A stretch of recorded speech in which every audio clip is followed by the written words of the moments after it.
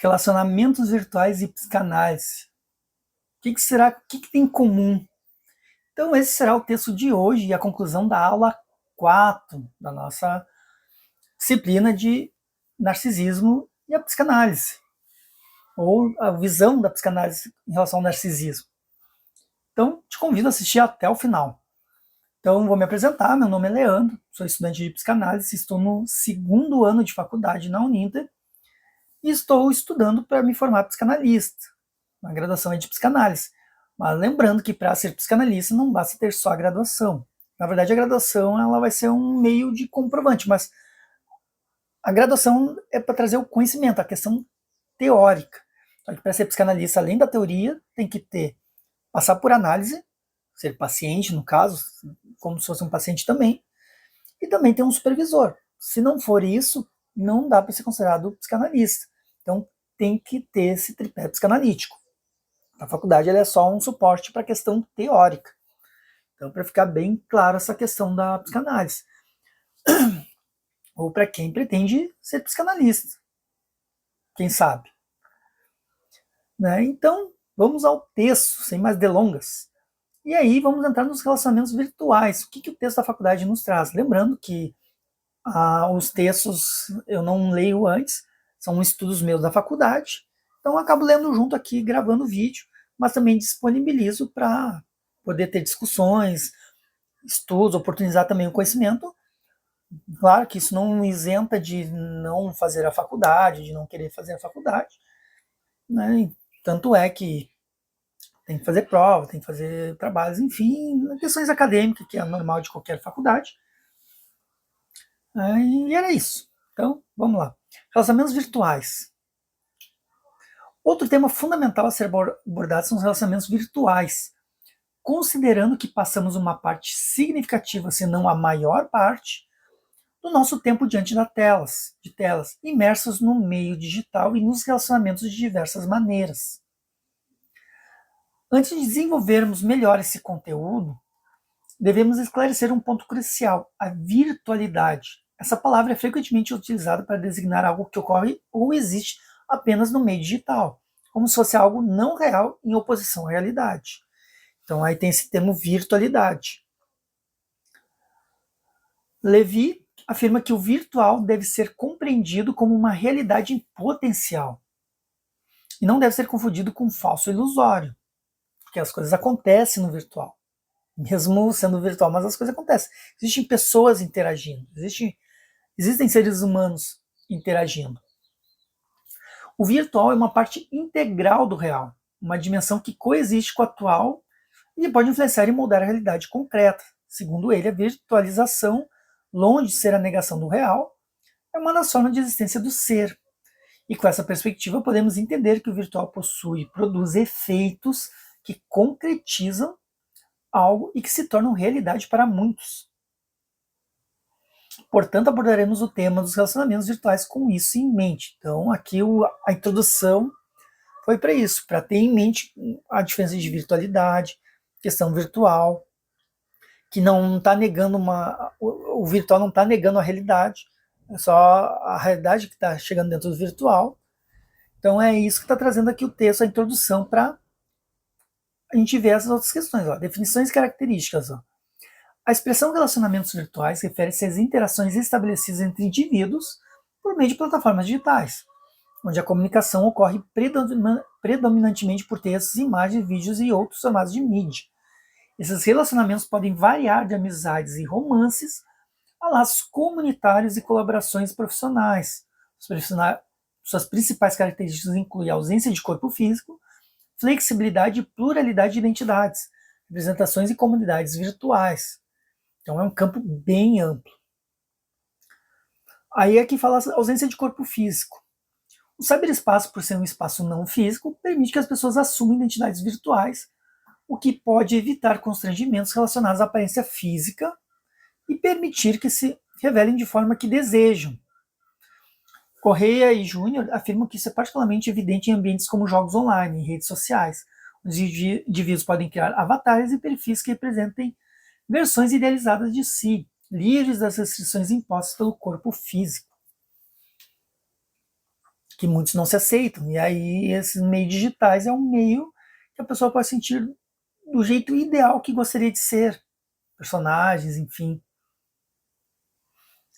Que, na verdade, se parar para pensar, são ideais que muitos têm na cabeça. Ficam idealizando, fantasiando. Só que o online ele permite tu concretizar, porque quem está falando é tu mesmo no online. Tu que está falando, mesmo sendo um avatar, um personagem que tu criaste, mas é um ideal teu. E aí o meio digital, continuando o texto, funciona como um mundo paralelo em que as pessoas podem interagir e viver experiências de maneira que está fora das regras impostas pelos seus corpos físicos no mundo real. Portanto, essa ausência do corpo físico nos relacionamentos virtuais cria um espaço onde as interações podem ser moldadas mais pela fantasia e pelo desejo do que pela realidade material, que pode ter efeitos tanto libertadores quanto desafiadores para identidades e relações humanas. É uma outra vibe. E aí que explica o que é flexibilidade e pluralidade de identidades. Essa é uma das características mais marcantes dos relacionamentos virtuais, uma vez que as pessoas podem adotar diferentes vidas, gêneros, imagens e personalidades. Além dessas flexibilidades em termos de identidade, há também uma flexibilidade temporal e espacial. No meio digital, as pessoas podem interagir independentemente das barreiras de tempo e espaço, expandindo suas relações pessoais e profissionais, além das limitações geográficas. Ao unir essas formas de flexibilidade e pluralidade, podemos afirmar que o ambiente digital viabiliza uma gama de interações e experiências que seriam impossíveis no mundo físico. Então, essa questão da flexibilidade e pluralidade de identidades. Representações. O Rei e Júnior, ao citarem Rendeiro, fazem uma observação interessante ao afirmarem que o cyberespaço atua como um palco onde os eventos ganham representações virtuais. Então, como se o cyberespaço fosse um palco, transformando cada gesto em evento e cada paisagem em cenário. Essa metáfora evidencia como as interações virtuais muitas vezes se baseiam em performances cuidadosamente construídas, que podem ou não refletir a realidade do sujeito. Os autores discutem ainda como as redes sociais oferecem aos usuários a oportunidade de criar diferentes narrativas sobre si, mostrando meias verdades, ou até mesmo construindo personagens de acordo com seus desejos. Isso acontece muito em jogos. Jogos isso é muito comum. São de criar personagens idealizados. Jogos de luta, RPG, onde as pessoas colocam seus desejos, suas fantasias naqueles personagens. A construção de uma imagem idealizada é reforçada pelo feedback recebido nas interações virtuais, como curtidas e comentários, que pode levar o próprio indivíduo a acreditar na imagem que criou. E aí também tem a questão das comunidades virtuais. Tais comunidades representam um aspecto importante nos relacionamentos no meio digital, permitindo a criação de redes de suporte baseada em afinidades ideológicas e interesses que transcendem as barreiras físicas. Que os grupos têm interesses em comum. Ou melhor, que tu acaba entrando em grupos que tu está dentro de acordo com os teus pensamentos. Então, ele permite encontrar pessoas que têm o mesmo pensamento, que têm mesmas ideias. Então, podemos perceber que essas comunidades podem gerar efeitos positivos e negativos, claro, dependendo do assunto. Se por um lado a dinâmica de feedback imediato, como curtidas, comentários e compartilhamentos, aumenta o engajamento dos membros, reforça o senso de comunidade, por outro lado, contribui para a criação de bolhas ou grupos fechados, onde ideias e valores podem ser intensamente compartilhados e reforçados, e levando à exclusão do diferente, que até foi discutido se não me engano, na aula 3 ou aula 2. Não vou lembrar, mas se discutiu sobre a questão de grupos. Só que não na era digital, mas sim no real. E aí traz impactos, vantagens e desvantagens. Os relacionamentos virtuais estão cada vez mais presentes em nossas vidas, sendo para muitos a única forma de socialização. A crescente dependência de plataformas online para comunicação e conexão traz uma série de impactos que moldam profundamente a vida social individual. oferecendo tanto vantagens quanto desvantagens. E é isso que veremos agora. Então, aqui vai trazer os impactos, as vantagens e desvantagens da questão da forma de socialização online. Porque, claro, se mudou muita dinâmica. As pessoas, às vezes, elas ficam presas ao online. Às vezes não conseguem nem vivenciar. Eu acho engraçado que tem até, assim, eu observo na questão, principalmente assim, ó, em restaurante. É batata. Quando tem um grupo de pessoas, ou família, amigos, não sei, mas quando tem, olha, a cada 10, 8 estão com o celular. E às vezes, por curiosidade, assim, tipo, dá aquela espiada. É que antes, aí é uma coisa minha, particular. Eu sempre gostei de roubar as horas dos outros. Quando as pessoas tinham relógio, coisa assim, aí eu sempre me chamava a atenção o relógio, que daí era uma questão, sei lá, talvez uma. Ai, vai saber, psicanaliticamente falando, o que será que significa. Eu gostava de roubar a hora. Eu olhava assim, tá hora. E aí, sei lá, me satisfazia. Tá hora, beleza. Mas eu descobria, não, pô, podia perguntar, não teria problema nenhum. Mas sei lá, era uma emoção diferente. E aí, às vezes, eu também acabo tendo essa questão do ver assim, só quando eu vejo esses grupos de pessoas, assim, e aí tem a questão que a maioria tá no celular, eu acabo tentando roubar o que estão vendo. Só para ver o que será que estão vendo naquele momento. Incrível que pareça, na maioria, é rede social. Na maioria. Criança geralmente é jogos. Mas falando em adultos, na maioria é rede social. Alguns só mandam mensagem, então, que também é meio estranho, porque pensa comigo. Tu tá numa reunião de amigos, família, para conversarem entre eles, e aí só que tua cabeça tá em outra pessoa.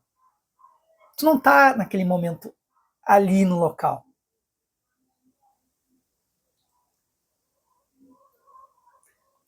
Ou pior, que nem na maioria eu vejo a rede social. A pessoa ela tá preocupada em olhar a vida dos outros e tá esquecendo de vivenciar a própria naquele momento, aquele presente. E não é um nem dois, são vários homens, mulheres, enfim, ficam vendo rede social, uma reunião de amigos ou familiares, enfim.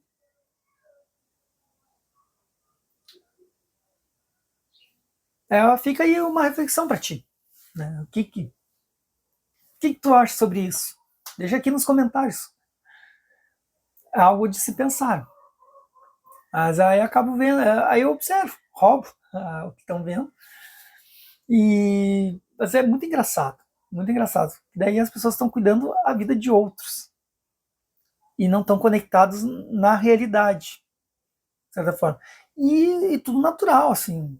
A cada 10, 8, 7 estão fazendo, vasculhando, às vezes conversa, mas ela tá aqui. E tipo, não tem nada, só estão cuidando. Vamos ver o que os impactos. Voltando, só um parênteses. Os relacionamentos virtuais produzem impactos profundos e multifacetados em nossas vidas e na sociedade como um todo. Podemos enumerar alguns desses impactos. A alteração na construção da identidade, que daí se apresenta de outras maneiras. Mudança na dinâmica das interações sociais. Construção da autoestima. Percepção do tempo e espaço. Pressão social e profundidade, entre outros. Como já abordamos alguns desses aspectos em tópicos anteriores, vamos focar de forma objetiva nos dois últimos, pressão social e profundidade. Aqui é onde vai entrar. Então, uma discussão recorrente é sobre como a pressão social exercida pelas redes sociais influencia a construção das identidades, as interações entre os indivíduos. Mas, na verdade, fazendo um paralelo com até a realidade é assim. A sociedade, a gente acaba se moldando, ou melhor, não é se moldando, mas a gente tem também uma pressão social para a gente ter comportamentos X, por exemplo. Então tem essa questão. Na vida real também acontece. A diferença é só que foi levado para a rede social. Mas quem é que fez a rede social? Quem é que está na rede social? São seres humanos. Então vai levar as mesmas características. só vai mudar o ambiente. E aí Rodrigues, Silveira e Corrêa afirmam que devido à pressão das redes sociais e à necessidade de se sentir integrado ao que é exposto no mundo virtual, o sujeito tende a abandonar a produção de um eu autêntico para se tornar um reprodutor do que é veiculado. Mas ainda isso eu reitero, na minha opinião, isso acontece na vida real também. A gente, na maioria, se não todos, a gente abandona um eu autêntico para se adequar à questão social, à sociedade. Então não é só rede social. Claro que não estou discordando, mas eu acredito que não é só isso, é só aqui. Isso também acontece na vida real. É muito difícil qualquer pessoa ter seu eu autêntico. Ou falar o que vem na cabeça, ou ser espontâneo, ou ser aquela coisa, eu quero ser eu mesmo. É difícil. Então a maioria se molda. Acontece na vida real também, não só rede social. E aí, continuando o texto, isso demonstra com a profundidade das interações pode ser comprometida, já que as pessoas se concentram mais em reproduzir comportamentos populares do que se expressar sua verdadeira individualidade. Claro, é um reflexo. Por outro lado, o Gomes destaca, daí tem outros colaboradores, destacam que a constante exposição nas redes sociais pode levar os indivíduos a uma autoimagem superficial. Isso sim. Onde a profundidade das relações é substituída pela necessidade de manter uma imagem pública atraente. Isso reflete uma forma de interação que, em vez de promover conexões profundas, se baseia em um ciclo contínuo de validação superficial e performance.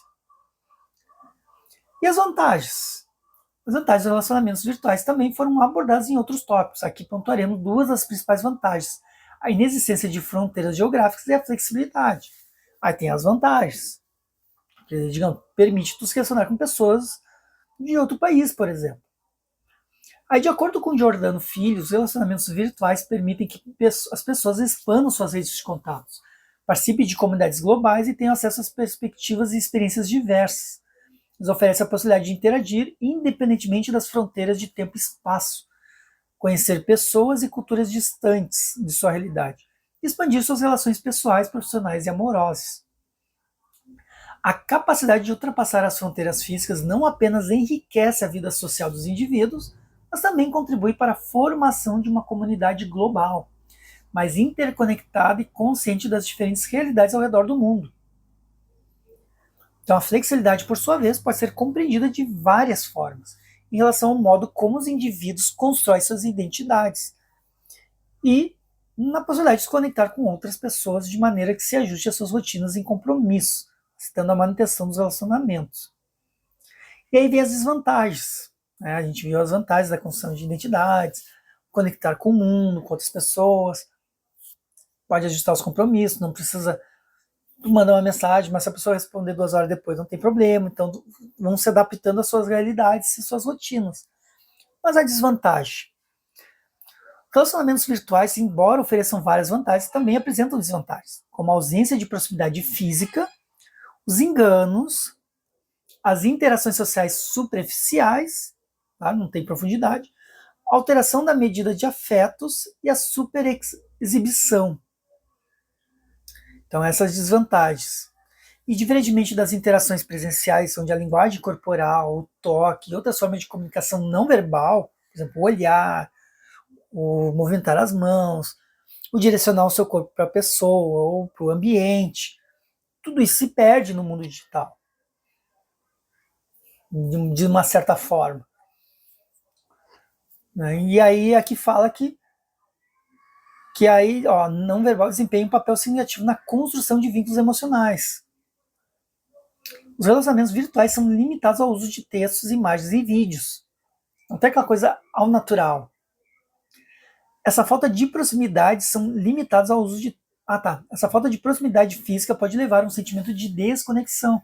Tá? Não ter a conexão com a pessoa. Dificultar a criação de laços profundos e viabilizar enganos devidos a perfis falsos e alterar medidas de afetos. Tem uns ainda que fazem perfis falsos. No ambiente virtual, as respostas emocionais podem ser amplificadas ou diminuídas. E os sinais de afetos podem ser interpretados de maneiras distintas em comparação com as interações físicas. Por exemplo, às vezes o modo de tu escrever pode parecer uma impressão para outra pessoa, só que na verdade não é o que tu quis dizer. Talvez se falasse ao vivo a maneira como está falando, a pessoa já ia receber de outra maneira a mesma frase. Então essa é a questão. Por isso que aqui fala, ó, isso pode levar a mal entendidos e ao enfraquecimento dos laços afetivos, pois a comunicação virtual não captura totalmente as complexidades emocionais presentes nas interações humanas. E, finalmente, a superexibição é outra desvantagem dos relacionamentos virtuais, caracterizada pela necessidade de constante validação e atenção nas redes sociais. Esse comportamento pode levar a uma ênfase excessiva na aparência e na imagem pública, ocasionando ansiedade, estresse, uma desconexão com o próprio eu autêntico. E daí aquilo, tem que passar uma imagem, te obriga, tu vira escravo da imagem, daquela imagem que tu quis passar. Porque, na verdade, é do ser humano, de certa forma, a questão do ego, da questão da validação. De certa forma, todos nós temos um pouco. Claro, quando vem a questão do excessivo, é porque aí está querendo esconder alguma coisa. Mas o que será que é? Só que a rede social, ela propicia isso. E aí vamos entrar no tema 4, que é o anonimato na era digital. Isso é um outro assunto muito sério. Um dos aspectos mais característicos do meio digital é a possibilidade de anonimato, que permite aos usuários interagirem entre si sem revelar sua identidade real. Como quase tudo na vida, essa condição pode ter aspectos positivos e negativos. O bom é que o texto dessa aula está trazendo sempre pontos positivos e negativos. Não está demonizando, mas também não está botando aos céus. Meio termo. A liberdade de expressão e a proteção à privacidade podem ser vistos como benéficos, mas esses mesmos pontos aliados a comportamentos antissociais, tóxicos, antiéticos e a dificuldade de responsabilização podem ser interpretados como negativos. Sob uma perspectiva psicanalítica, podemos abordar essa temática de diversas formas, como desinibição, desindividuação, perda da reflexividade e supereu. É isso que faremos agora. Então agora o texto ele vai entrar numa visão psicanalítica, que é o que a disciplina ela propõe. Como já discutido, Freud nos diz que o comportamento humano é fortemente influenciado por pulsões instintivas, como as pulsões de vida, que é o Eros, e as pulsões de morte, que é o Thanatos. Essas pulsões são frequentemente controladas pelo eu e pelo superego, que mediam as demandas do isso com as exigências da realidade e as normas sociais. Demandas do isso seria o inconsciente, aqueles desejos que a gente gostaria de fazer, mas não tem coragem.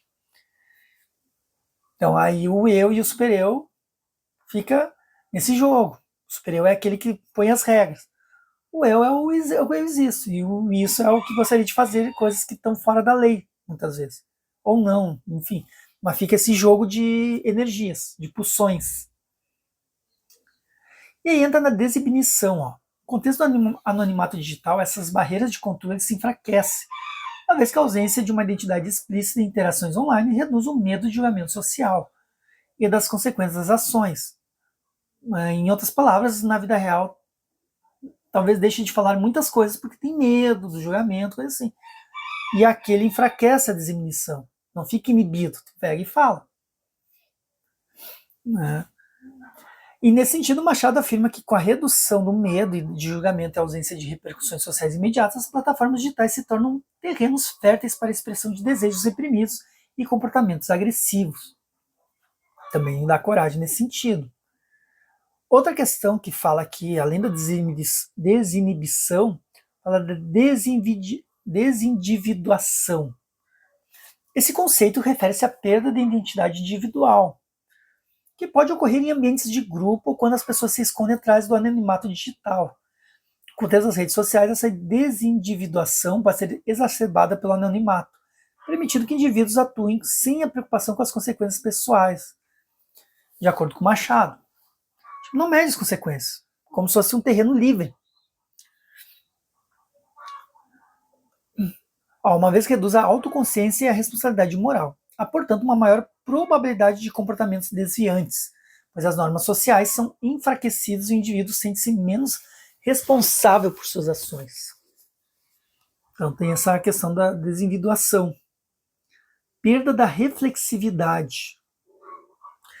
No contexto das interações sociais, a reflexividade está relacionada à capacidade do indivíduo de refletir sobre suas ações, considerar as consequências delas e ajustar seu comportamento de acordo com as normas e valores sociais. No entanto, o anonimato digital pode levar à perda dessa postura, resultando em comportamentos impulsivos e menos ponderados, muitas vezes com consequências negativas tanto para o indivíduo como para os outros. Por isso que fala da reflexividade, tipo, reflete aquilo, tu rebate. Só que aí leva a consequências negativas, como está trazendo o texto. E ainda de acordo com o autor, a perda da reflexividade é exacerbada pela natureza instantânea das interações online, na qual há pouco nenhuma pausa entre o impulso de agir e a ação em si. É aquela coisa do pensar antes de agir. Na internet não existe. Vai bombardeando, daqui a pouco a outra pessoa responde, e a adrenalina mil vai lá e tu retruca, e assim vai indo. Supereu.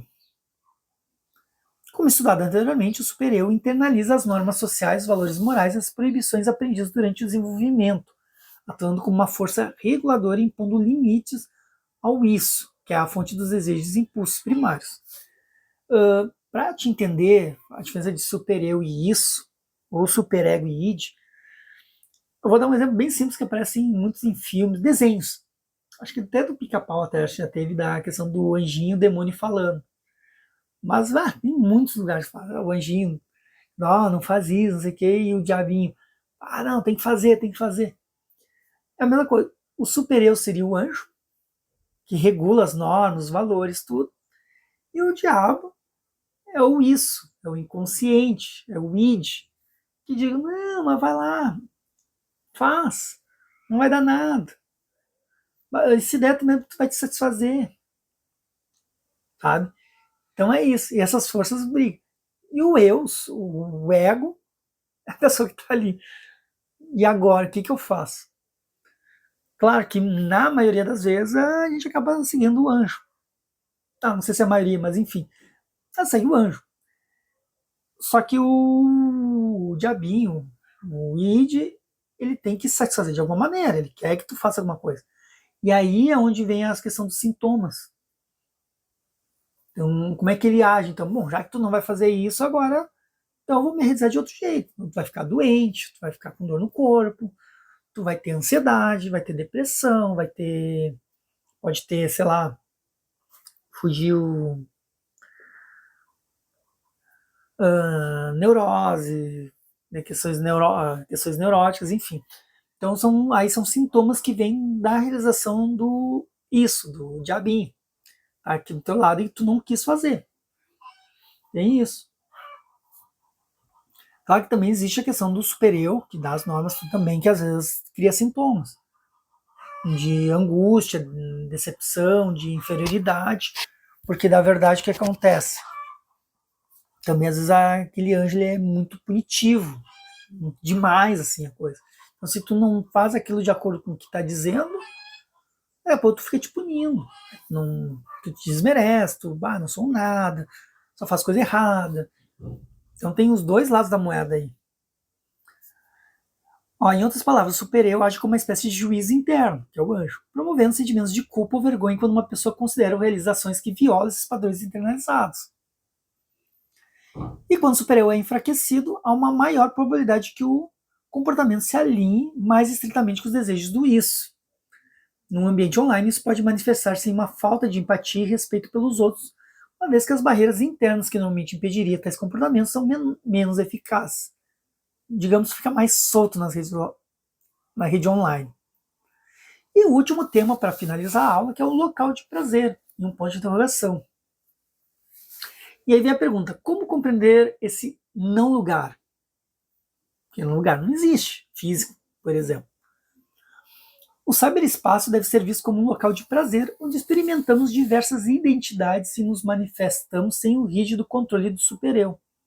Não, aliás, ele está perguntando, Ele está perguntando se o cyberespaço deve ser visto como um local de prazer, onde experimentamos diversas identidades e nos manifestamos sem o rígido controle do super-eu? Ou é um local onde enfrentamos gatilhos variados que podem gerar sentimentos de inadequação, ansiedade ou depressão? Que é o que o texto vai explorar.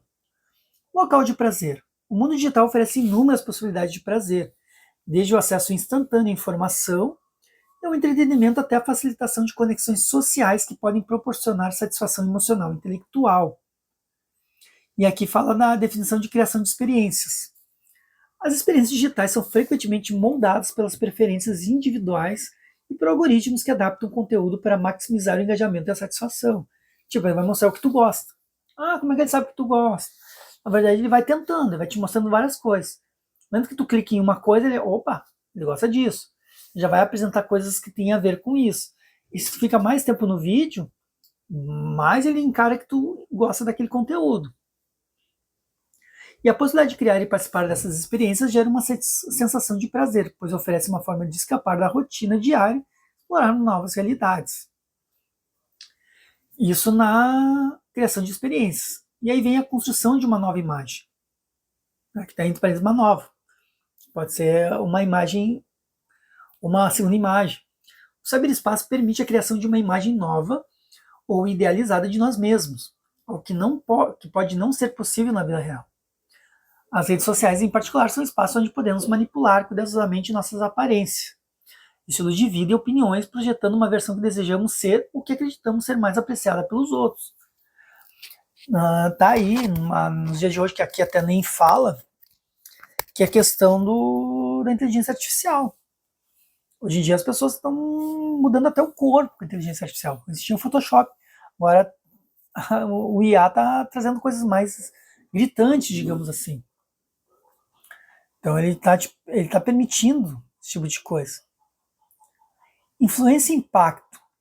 A capacidade de influenciar as opiniões, gostos e comportamentos de outros é uma poderosa fonte de prazer, especialmente em contextos em que likes, compartilhamentos e comentários servem como métricas tangíveis de sucesso e aprovação. Que é assim que o algoritmo ele vê. São das interações, curtida e engajamento. Esse impacto social proporciona um sentimento de poder e relevância, alimentando o prazer de ser socialmente relevante e influente, mesmo que isso não se traduza em reconhecimento no mundo offline. Pouco no offline tu é anonimato, ninguém te conhece. Mas no online tu tá ali se destacando. Liberação de dopamina, vício e recompensa, isso está direto. A interação com o cyberespaço, especialmente em plataformas de redes sociais, está fortemente ligada ao sistema de recompensa do cérebro. Sempre quando tu ouvir falar em dopamina, é um tipo de hormônio que ele libera no nosso corpo quando a gente... é como se fosse uma recompensa daquilo que a gente fez, uma satisfação. É uma mensagem que ele passa.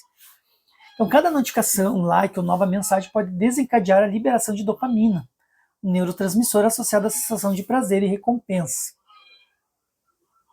Ah, não, neurotransmissor. Achei que era hormônio. Enfim, mas é um neurotransmissor. Daqui a pouco são os dois, mas... Local de sofrimento.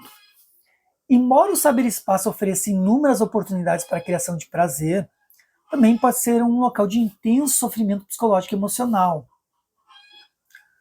Por exemplo, a idealização da vida alheia. Isso é muito comum. Porque a rede social, as pessoas estão mostrando suas vidas. E são vidas que aparentemente parecem ser ideais ou realizadas.